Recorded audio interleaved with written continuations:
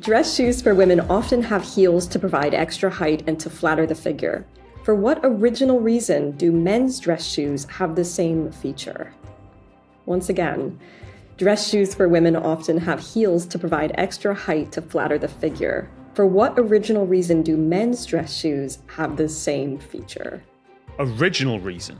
Because now if you're wearing lifts or something like that, you are an actor trying to look taller. Or you're... I like how you said an actor. I bet you got one in your mind. Well, yes.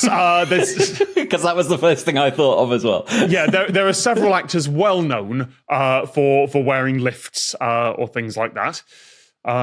Keep them guessing. You never know how tall I really am. You could be a more versatile actor with a different size one in each foot. Yeah. one that clomps a little bit more. I mean, there is, I think, some correlation between height and like business success. Tall people are more likely to be CEOs. Tall men in particular are more likely to be CEOs, more likely to have higher salaries, more likely to have a lot, because we literally talk about looking up to people. And there is, unless this turns out to be some study that got, discredited during the replication crisis a few years ago. I seem to remember there being quite a few things about height equating to success. So it could just be something like that. Peter the Great was 6'6". Well, I'm 6'4". Am I reasonably great? I'm okay. Matt the okay. Matt the pretty great. The idea I was thinking down for this is like when these shoes would have come in and what was happening practically around that time, be it horses, cars, and stuff like that, because fashion sometimes exists because of the practical reasons of what they're now integrating with. And like people used to wear hats and stuff with their suits to stay warm. I'm thinking manure. I'm thinking keep my heel out of this horse manure, which is everywhere. We've had questions like that before about horse-drawn carts and cars and things like that. But when they came in, that'll have been a similar time though, won't it? But why would a heel help with that? You're still wearing a shoe either way. Yeah, but less of the shoe's going to be in the... if you've got really tall trainers, you can walk through a puddle without thinking about it. That's true. If you've got wearing Converse, you have to basically jump over it, otherwise you're going to be wet for the rest of the day. Like that, but with poo. I will say that there was a specific overshoe that was worn for walking in mud and on wet streets, and it was not the heel. Oh, that was called a patten. It's essentially what is now a platform shoe. Sorry, I'm not going off script here, but essentially it's a platform. No, please keep going. Please do. I'm very excited about this question. And it shows, this is great. And did you see all of our eyes open when you started explaining more as well? Yeah. Tell us about the platforms. It's called a patten. It's basically like a raised platform, and sometimes they could get really high, like several feet high, but it was essentially like something that you would strap on over your existing shoes so that you could walk through those muddy streets. The pattens, because especially when you get into later periods like the 18th, 17th century and shoes start being made out of nice silks, you don't want to get that muddy. And if you've ever walked on mud in a heel, that heel just sinks right in. So it's not very practical for walking. Oh yeah, you need to distribute the pressure, don't you? Yeah. They would even have, going again off topic, but not on topic, but they would have they would slip on, if you had a heel with a space under it, it was just a flat platform. If you didn't want the tall thing, if you didn't want the full height, it was just a platform that strapped onto the front of your shoe just to, again, distribute the weight onto a flat surface and to protect that space and to prevent your heel from sinking into the mud. Snowshoes, but for mud. Yes, but why are the heels there is the question.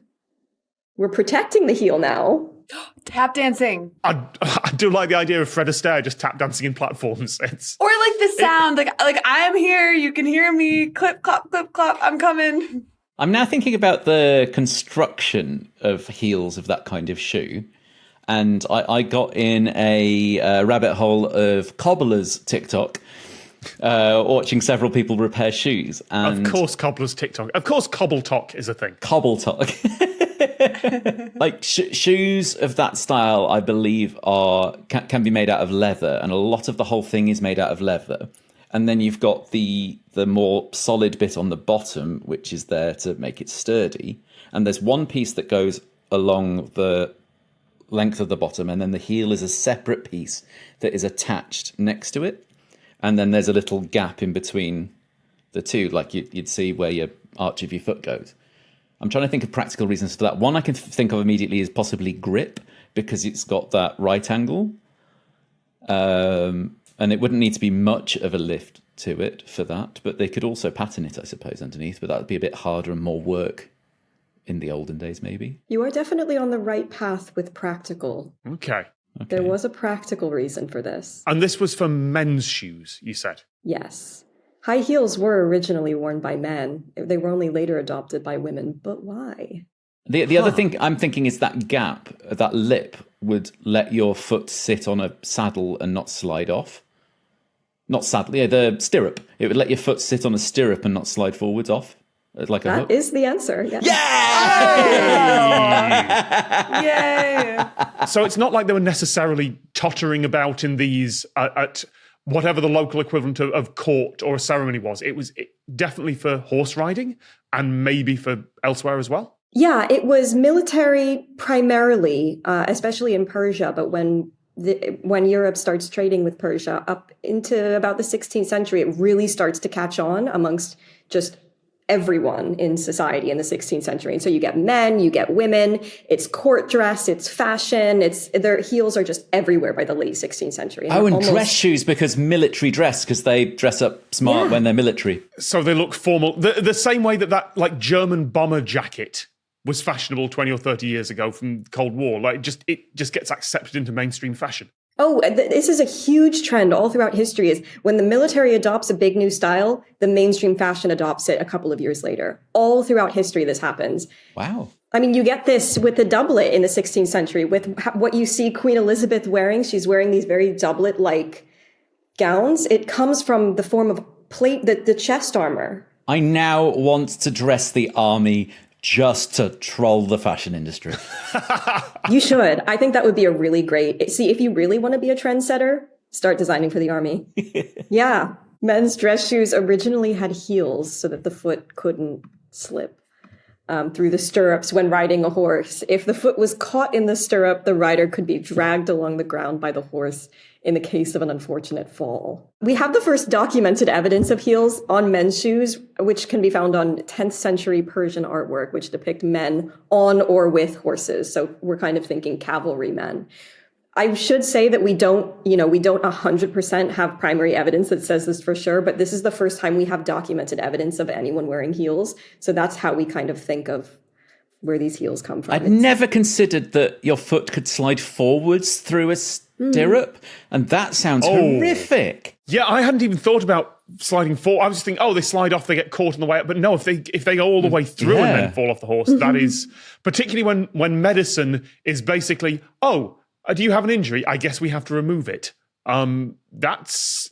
Yeah, okay. I've done the equivalent on the bike, and the worst you get is the pedal whacking you in the shin or the calf, and that hurts enough. I don't want to be trampled at the same time.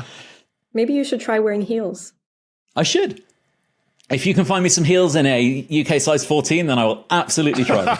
Yeah, you can try cowboy boots. That's why the cowboy boots still have those big chunky heels, is because the cowboys are riding horses and put their heels in stirrups. I mean, you could get spurs, Matt, and make that noise every time you take a step. I have an idea for a new episode of Matt Gray is Trying. You also could just do clip-in bike shoes, but that's less fun.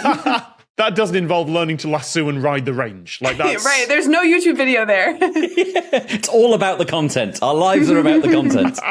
So yeah, the answer is so that people in the 10th century, from what we can see, were able to better keep their feet in the stirrups when riding horses. The Lateral book is out now. Just click on the link to get your copy.